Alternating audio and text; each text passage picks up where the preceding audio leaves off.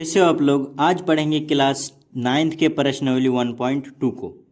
इसको बहुत ही अच्छी तरीके से समझेंगे। देखिए पहला क्वेश्चन क्या बोल रहा है कि नीचे दिए गए कथन सत्य है या असत्य है, कारण के साथ अपने उत्तर दीजिए। देखिए पहला क्वेश्चन क्या है कि प्रत्येक अपरिमेय संख्या एक वास्तविक संख्या होती है। चलिए इसको सॉल्व करते हैं। पहला क्वेश्चन है कि प्रत्येक अपरिमेय संख्या एक वास्तविक संख्या होती है। बिल्कुल ये सत्य है। क्यों सत्य है? ये आंसर इसका क्या हो जाएगा? आंसर सत्य है। इसका कारण दीजिए कि कारण क्यों सत्य है। ये प्रत्येक अपरिमेय संख्या एक वास्तविक संख्या, ये सत्य है। कारण इसका ये है कि वास्तविक संख्या में अपरिमेय संख्या क्या है?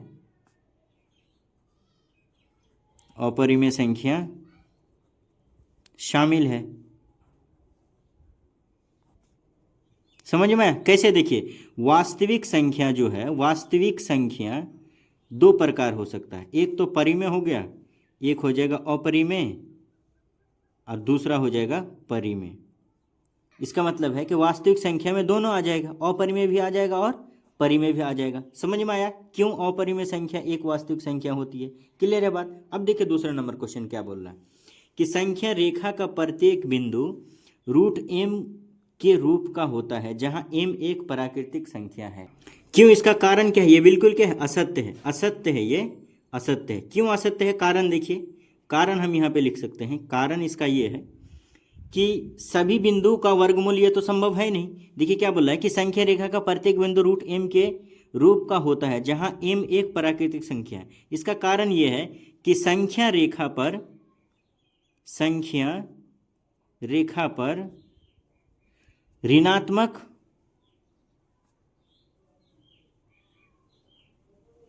ऋणात्मक तथा धनात्मक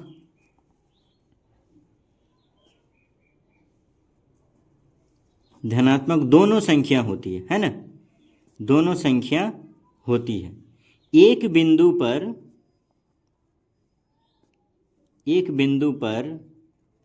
सभी का वर्गमूल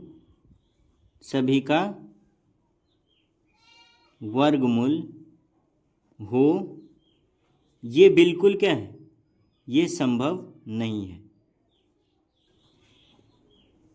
ये संभव नहीं है। देखिए कारण इसका क्या है कि संख्या रेखा पर ऋणात्मक तथा धनात्मक दोनों संख्या एक बिंदु पर सभी वर्गमूल हो, ये बिल्कुल संभव नहीं है। जैसे देखिए यहाँ पे एक संख्या रेखा है, मान ली यहाँ पे 0 है, ये -1, ये -2 और ये 1 और ये 2 है ना? बोल रहा है कि रूट एम जहाँ एक प्राकृतिक संख्या, पहली बात तो यहाँ देखिए एक से इधर ही होगा, 1 2 3 4 5 6 होगा। ये तो ऋणात्मक हो गया, ये 0 अगर ऐड हो गया तो ये सारा 0 +1 और माइनस सभी ऐड होकर पूर्णांक हो जाएगा। अब क्वेश्चन में बोल रहा है कि संख्या रेखा का प्रत्येक बिंदु रूट एम के रूप का होता है जहाँ एम एक प्राकृतिक संख्या है। एम अगर प्राकृतिक संख्या है तो संख्या रेखा पर दोनों तरह का संख्या आ सकता है, माइनस भी आ सकता है और प्लस भी आ सकता है। क्वेश्चन ही में क्या बोल रहा है कि एक प्राकृतिक संख्या का मतलब यह है कि 0 भी नहीं होगा, -1 -2 भी नहीं होगा। इसका मतलब है कि संख्या रेखा पर जो है दोनों तरह का संख्या आएगा। इसमें सिर्फ क्या आ जाएगा? +1 +2, ये सब प्राकृतिक संख्या में आता है, जबकि संख्या रेखा में दोनों तरह का संख्या आता है। यह असत्य हो गया। क्वेश्चन नंबर 3 देखिए क्या बोल रहा है कि प्रत्येक वास्तविक संख्या एक अपरिमेय संख्या हो सकती है। प्रत्येक वास्तविक संख्या एक अपरिमेय संख्या हो सकती है। बिल्कुल ये असत्य है। ये क्या है? असत्य है। कारण इसका क्या है? देखिए हम इसका कारण देते हैं। कारण क्या है? देखिए कारण ये है कि वास्तविक संख्या में, कारण इसका ये है कि वास्तविक संख्या में अपरिमेय तथा परिमेय दोनों तरह का संख्या आता है।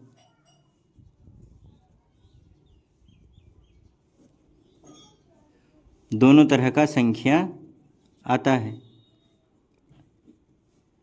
समझ में आया क्या बोल रहा है क्वेश्चन? कि प्रत्येक वास्तविक संख्या एक अपरिमेय, सिर्फ अपरिमेय थोड़ी हो गया, तो वास्तविक संख्या में तो दोनों चीज आ जाएगा। देखिए वास्तविक संख्या में दोनों तरह आ जाएगा। एक तो आ जाएगा परिमेय, एक आ जाएगा परिमेय, दूसरा क्या हो जाएगा? अपरिमेय। समझ में आया? ये सिर्फ अपरिमेय हो जाए ये बिल्कुल संभव नहीं। दूसरा चीज क्या हो सकता है? परिमेय भी हो सकता है। वास्तविक में दोनों आ जाएगा, परिमेय और अपरिमेय। सिर्फ अपरिमेय हो ये बिल्कुल गलत है, इसीलिए ये क्या हो जाएगा? ये असत्य हो जाएगा। अब सॉल्व करते हैं क्वेश्चन नंबर 2 को। देखिए क्या बोल रहा है कि क्या सभी धनात्मक पूर्णांकों के वर्गमूल अपरिमेय होते हैं? यदि नहीं तो एक ऐसी संख्या के वर्गमूल का उदाहरण दीजिए जो एक परिमेय संख्या है ना, इसको सॉल्व कर।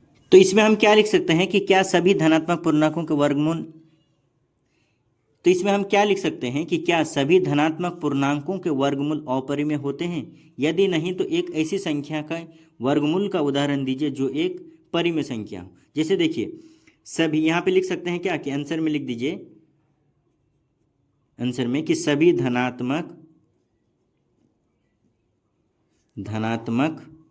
पूर्णांकों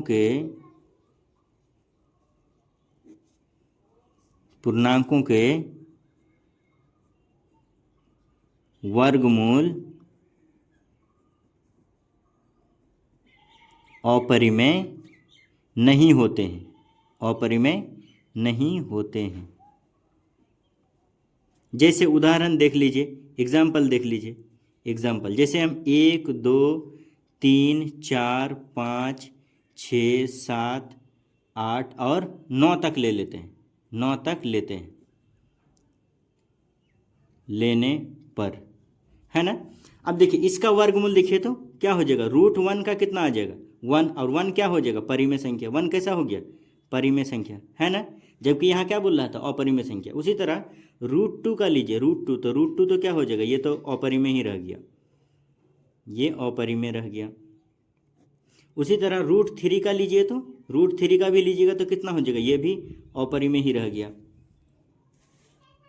ये भी क्या हो गया अपरिमेय हो गया। उसी तरह √4 का लीजिएगा तो क्या हो जाएगा, √4 का क्या हो जाएगा 2, लेकिन ये क्या हो जाएगा परिमेय हो गया, ये परिमेय हो गया। अब उसी तरह √6 का लीजिए, √6 का लीजिए तो कितना हो जाएगा √6 ही रहेगा, ये भी क्या हो जाएगा अपरिमेय, ये अपरिमेय रहेगा। अब √7 का लेके देखिए, √7 का भी कितना आ जाएगा √7, ये भी क्या हो गया अपरिमेय ही रहा, है ना। समझ में आ रहा है बात, वर्गमूल कर रहे हैं। अब देखिए √8 का लीजिए, √8 का लीजिएगा तो कितना आ जाएगा 2√2 आ जाएगा इसका मतलब ये भी कितना हो जाएगा, ये भी अपरिमेय ही रहा, ये भी अपरिमेय रहा। अब √9 का ले लीजिए, √9 का कितना हो जाएगा 3, ये क्या हो गया परिमेय हो गया, ये क्या हो गया परिमेय हुआ। समझ में आ रही है बात। इसका मतलब हम लिख सकते हैं कि √1 और √4 और √9 का वर्गमूल कितना आया 1 2 और 3 आया, जो क्या है जो परिमेय संख्या है, जो परिमेय संख्या है, जो परिमेय संख्या है। इसीलिए ये धनात्मक पूर्णांकों के वर्गमूल अपरिमेय नहीं हो सकता। इसका मतलब ये है कि सिर्फ अपरिमेय नहीं होगा, इसमें दोनों तरह का आ रहा है, अपरिमेय आ रहा है और परिमेय आ रहा है, दोनों तरह का आ रहा है। तो इसमें हम बोल सकते हैं क्या कि सभी धनात्मक पूर्णांकों का वर्गमूल अपरिमेय नहीं होता है। समझ में आया बात, क्लियर है बात। चलिए अब सॉल्व करते हैं क्वेश्चन नंबर 3। क्वेश्चन नंबर 3 में देखिए क्या बोल रहा है कि दिखाइए कि संख्या रेखा पर √5 को किस प्रकार निरूपित किया जा सकता है। तो सबसे पहले आप क्या काम कीजिए, एक संख्या रेखा खींच लीजिए। यहाँ हम क्या काम करते हैं, एक संख्या रेखा खींच लेते हैं, ठीक। जैसे यहाँ पे 0 हो गया, ये 1 और ये 2, ये 2 और यहाँ से यहाँ तक ये 3, इधर क्या हो गया 4। अब इधर क्या होगा -1 -2 और इधर -3, ये -2 है, -2 और -3, क्लियर है बात। ये संख्या रेखा हो गया। देखिए 0 1 2 3 ये सब क्या है, ये 0 नहीं है, ये 2 है, 3 4 है, फिर 0 -1 -2 -3 है। अब क्या काम करना है, यहाँ से यहाँ तक क्या है 1 इकाई है, यहाँ से यहाँ तक 1 है। अब क्या काम कीजिए, यहाँ से इस 1 से एक इकाई ऊपर की तरफ मान लीजिए, एक इकाई यहाँ इसको 1 मान लीजिए, क्लियर है बात। अब यहाँ पे अगर 1 मानिएगा तो इसको मिला दीजिए 0 के साथ, यानी O के साथ। यहाँ हम इसको मान लेते हैं O, ये पॉइंट O मान लेते हैं, इसको मान लेते हैं B, इसको मान लेते हैं A, क्लियर है बात। समझ में आ रही है बात। मतलब ये कितना डिग्री का हो गया 90 डिग्री का हो गया। फिर से समझिए, क्या दिखाइए कि संख्या रेखा पर √5 को किस प्रकार निरूपित किया जा सकता है। सबसे पहला काम तो आप क्या कीजिए, संख्या रेखा खींच लीजिए। संख्या रेखा खींचिएगा तो देखिए ये 0 है, 1 2 3 है, ठीक। इधर क्या हो जाएगा -1 -2 -3 हो जाएगा। समझ में आ रही है बात। तो अब देखिए यहाँ पे हम एक इकाई मान लिए, यहाँ से एक इकाई मान लिए, इसको मिला दिए O के साथ। तो देखिए ये समकोण त्रिभुज बन गया, ओ ए बी समकोण त्रिभुज बन गया। ये कितना डिग्री का हो गया? ये 90 डिग्री का हो गया। समझ में आ रही है बात? इसका मतलब ये लिख सकते हैं कि 90 डिग्री के सामने वाला क्या हो जाएगा? ये कर्ण हो जाएगा। ये कर्ण हो गया, ये आधार, और ये हो गया आपका ये आधार और ये लंब हो गया। तो हम लोग पाइथागोरस फार्मूला पढ़े थे। पाइथागोरस फार्मूला क्या पढ़े थे? पाइथागोरस से में पढ़े थे, पाइथागोरस फॉर्मूला क्या होता है कि कर्ण का स्क्वायर, कर्ण स्क्वायर बराबर क्या होता है? लंब स्क्वायर अब प्लस आधार स्क्वायर, आधार स्क्वायर। क्लियर है बात? अब देखिए यहाँ से कर्ण का स्क्वायर हटाएंगे, इस पे क्या आ जाएगा? रूट आ जाएगा। इसका मतलब कर्ण बराबर क्या हो जाएगा? अंडर रूट लंब का स्क्वायर अब प्लस आधार स्क्वायर। क्लियर है बात? अब यहाँ पे आ जाइए, इस त्रिभुज पे आ जाइए, इस वाले त्रिभुज पे आ जाइए। तो अब ले लेते हैं हम त्रिभुज किस पे? त्रिभुज ओ ए, देखिए ओ ए बी में, त्रिभुज ओ ए बी में, त्रिभुज किस में? ओ ए बी में। देखिए ओ ए बी में।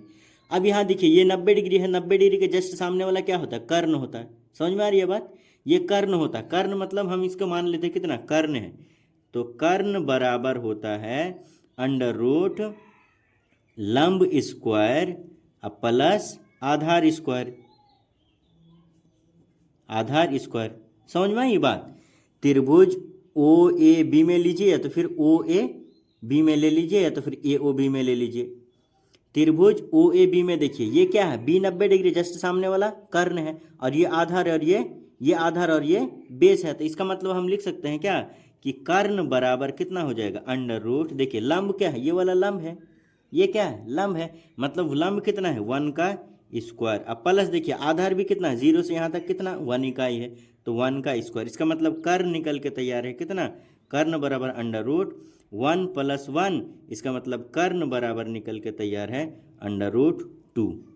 समझ में आया बात? इसका मतलब ये वाला हिस्सा जो निकल के तैयार है 2, √2 निकल गया। समझ में आ गया बात? अब फिर क्या काम कीजिए आप, यहाँ से फिर और एक इकाई ले लीजिए, यहाँ से इसको फिर आप एक इकाई ले लीजिए। अब जब यहाँ से फिर एक इकाई ले लीजिएगा तो फिर इसको मिला दीजिए किसके साथ? इस ओ के साथ इसको मिला दीजिए। अब ये 90 डिग्री आपका हो गया। अब इसका नाम दे दीजिए सी। समझ में आया बात? अब आप क्या काम कीजिए, एक इकाई खींचने के बाद इसको नाम दे दीजिए। अब कौन सा त्रिभुज हो गया? त्रिभुज ओ ए सी में। अब लिख सकते हैं क्या कि त्रिभुज ओ ए सी में। देखिए त्रिभुज ओ ए सी में। अब जब त्रिभुज ओ ए सी में लेंगे तो क्या होगा? ये 90 डिग्री के सामने वाला एच हो जाएगा, मतलब कर्ण होगा ये। समझ में आ रही है बात? तो कर्ण बराबर क्या होता है? अंडर रूट लंब स्क्वायर प्लस आधार स्क्वायर। तो देखिए ये 90 डिग्री के सामने वाला एच है, तो ये क्या हो गया? लंब। लंब मतलब कितना? लंब देखिए कितना हो गया? लंब 1 का स्क्वायर। अब इसके लिए इस वाले त्रिभुज ओ ए सी के लिए ये वाला क्या हो गया? आधार, और आधार अभी निकाले कितना? √2 + √2। हालांकि इस वाले त्रिभुज के लिए ये कर्ण है, लेकिन इस वाले त्रिभुज के लिए ये क्या है? आधार है। इसका मतलब कर्ण बराबर कितना हो गया? कर्ण बराबर अंडर रूट 1 प्लस, देखिए √2 का स्क्वायर, तो कितना हो जाएगा? 2। इसका मतलब कर्ण बराबर कितना निकल गया? Under root 3। देखिए 2 और 1 कितना हो गया? 3। तो ये निकल के तैयार है कितना? √3। समझ में आया बात? देखिए फिर से समझिए, ये वाला जो है ओ ए जो है इस वाले त्रिभुज के लिए तो कर्ण है, लेकिन इस वाले त्रिभुज के लिए ओ ए सी के लिए ये क्या हो जाएगा? आधार। अब ओ ए सी के लिए कर्ण क्या हो गया? √3। अब फिर जब ये निकल गया, ये जब पता हो गया आपको, तो फिर आप क्या काम कीजिए, यहाँ से फिर और एक यूनिट ले लीजिए। अब फिर एक यूनिट लेने के बाद इसको फिर क्या काम कीजिए? इस ओ के साथ मिला दीजिए। यहाँ पे फिर और एक यूनिट ले लिए, ओ के साथ मिला दीजिए। अब इसका नाम दे दीजिए डी, इसका नाम दे दीजिए डी। अब हम क्या काम करेंगे, अब ले लेंगे किस में? त्रिभुज, त्रिभुज ओ सी डी में, ओ सी डी में। देखिए ओ सी डी में। अब ये 90 डिग्री हो गया। अब 90 डिग्री के सामने वाला क्या हो गया? ये एच हो गया। मतलब हम लिख सकते हैं क्या कि कर्ण बराबर अंडर रूट लंब स्क्वायर, लंब स्क्वायर प्लस आधार स्क्वायर। समझ में आ रही है बात? तो इसका मतलब कर्ण बराबर क्या हो गया, अंडर रूट लंब। देखिए यहाँ पे ये वाला लंब हो गया, क्योंकि ये 90 डिग्री है तो ये जस्ट सामने वाला एच होगा, ये लंब। और ये जो इस वाले त्रिभुज के लिए ये क्या था, कर्ण था। तो अब क्या बन गया, ये आधार बन गया। इसका मतलब लंब क्या हो गया, 1 का स्क्वायर। अब प्लस आधार इसका क्या है, √3 का स्क्वायर। मतलब कर्ण निकल के तैयार है कितना, कर्ण बराबर अंडर रूट 1। अब प्लस कितना हो जाएगा, ये 3। मतलब कर्ण बराबर अंडर रूट 4। और इसी अंडर रूट 4 को क्या लिख सकते हैं, 2। इसका मतलब ये वाला निकल गया कितना, 2। ये वाला कितना निकल गया, 2। समझ में आया बात। अब फिर क्या काम कीजिए, और एक यूनिट यहाँ से यहाँ तक ले लीजिए। तो एक यूनिट यहाँ से यहाँ तक लीजिएगा, फिर इसको क्या काम कीजिए, ओ के साथ मिला दीजिए। अब फिर क्या काम कीजिए, त्रिभुज ले लीजिए किसमें, ओ डी, इसका नाम दे दीजिए ई, ओ डी ई में, त्रिभुज ओ डी ई में। अब जब त्रिभुज ओ डी ई में लीजिएगा तो एक ये 90 डिग्री हो जाएगा। ये जब 90 डिग्री होगा तो इसके सामने वाला ये क्या हो जाएगा, कर्ण हो जाएगा। मतलब कर्ण बराबर हो जाएगा कितना, अंडर रूट लंब स्क्वायर। तो लंब कितना है, 1 का स्क्वायर। अब प्लस आधार कितना है, देखिए 2 यहाँ भी निकाले थे, यहाँ देखिए ये क्या है, 2 है, मतलब 2 का स्क्वायर। तो कर्ण बराबर निकल गया कितना, कर्ण बराबर अंडर रूट 1 अब प्लस 2 दूना 4। इसका मतलब क्या बोल सकते हैं कि कर्ण बराबर जो है मेरे पास अंडर रूट 5 आ गया। क्लियर है बात। मतलब जो है ये वाला कितना आ गया, 5 आ गया। वही निकालना था। देखिए क्वेश्चन में देखिए कि दिखाइए कि संख्या रेखा पर √5 को किस प्रकार निरूपित किया जा सकता है। √5 को करना है कितना, √5 को। तो वही बात देखिए यहाँ पे √5 आ गया, यहाँ पे √5 निकल गया ना। अब देखिए √5 जब निकल गया तो √4 का कितना होता है, +2। √4 का कितना होता है, +2। देखिए यहाँ पे √4 किए थे, कर्ण √4 आया था ना, ये √4 आया था तो 2। इसका मतलब हम लिख सकते हैं कि √5 कितना होगा, √4 का अगर 2 है तो √5 का 2 से थोड़ा ज़्यादा होगा। इसका मतलब यहाँ पे होगा, है ना। इसका मतलब 0 से, मतलब O से एक चाप जब यहाँ से खींचेगा तो ये कहाँ आ जाएगा, कहाँ जाकर मिल जाएगा, ये मिल जाएगा आपका, ये डायरेक्ट जाके मिल जाएगा इस वाले पॉइंट पे। समझ में आया। और यही वाला पॉइंट आपका हो जाएगा √5। इसको फिर से एक बार देख लीजिए। जैसे देखिए यहाँ √5 आ गया ना, तो यहाँ देखिए √4 कितना होता है, 2। और 2 देखिए प्लस है, इधर वाला नहीं लेना, प्लस है, संख्या रेखा पे दर्शाना है तो प्लस। देखिए ये 2 यहाँ पे है, √4 का 2, तो √4 का अगर खींचेंगे तो यहाँ आएगा। लेकिन √5 है, √5 लेकर आना है। मतलब √4 का अगर 2 है तो √5 का 2 से थोड़ा ज़्यादा होगा, मतलब यहाँ है। अगर O से E तक हम चाप खींचे यहाँ से यहाँ तक तो कहाँ जाके मिल जाएगा, इस वाले पॉइंट पे। मतलब संख्या रेखा पे √5 कहाँ होगा, इस वाले पोजीशन पे होगा, इस वाले स्थिति पे होगा। समझ में आया बात। वीडियो पसंद आए तो प्लीज़ चैनल को सब्सक्राइब कीजिए और अपने दोस्तों के साथ शेयर कीजिए। Thank you for watching.